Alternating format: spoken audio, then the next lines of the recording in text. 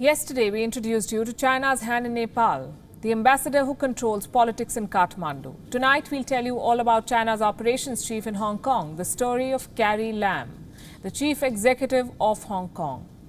She's called the person who sold Hong Kong to China, a career bureaucrat who takes her orders from Beijing. Her tenure has seen 2 violent protests. And it's not just the freedom of her people that is being taken away. Carrie Lam seems to be losing her own political power as well.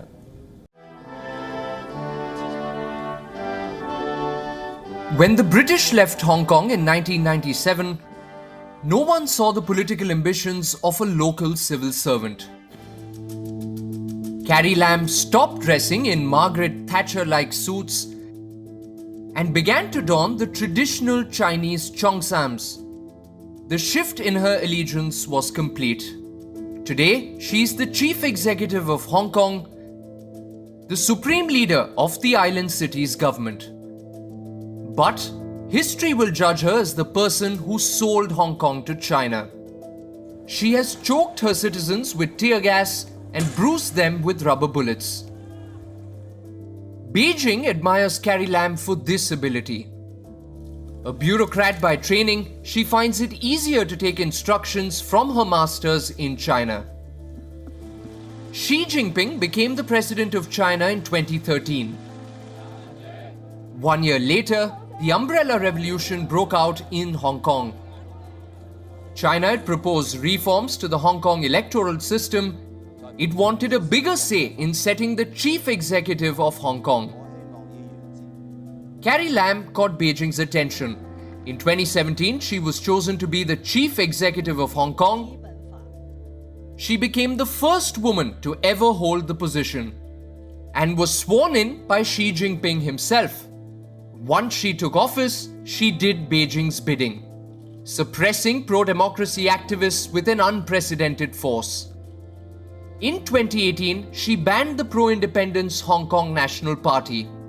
This is the turning point in Carrie Lam's story. Pro-democracy activists began to condemn her, calling her China's puppet.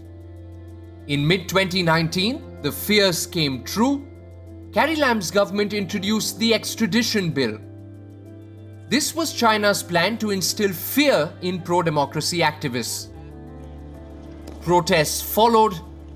The Hong Kong police fired 150 rounds of tear gas. In an interview, Carrie Lam broke down when asked if she had betrayed Hong Kong. The protesters demanded her resignation. She soon withdrew the bill and apologized to Hong Kong's residents. In December, Carrie Lam faced an impeachment motion for mishandling the extradition bill and the protests. The majority pro-China legislators bailed her out. But Beijing was not happy with the way she cowered due to public pressure. Now, China has decided to take matters into their own hands with the National Security Law, a law that will make protests illegal and curb free speech. Still, Carrie Lam calls her own people the enemies.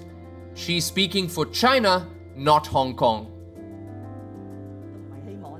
I urge opponents who still use the usual tactics to demonize and smear the legislature work to stop, because by doing this, they are making themselves the enemy of the Hong Kong people. The overall majority of Hong Kong want to restore stability and have safety, satisfaction and employment. She has put 9,000 protesters in jail since last year. Her transformation is complete. The same Carrie Lam who was a pro-democracy activist during her student days. Bureau Report, WION, World is One.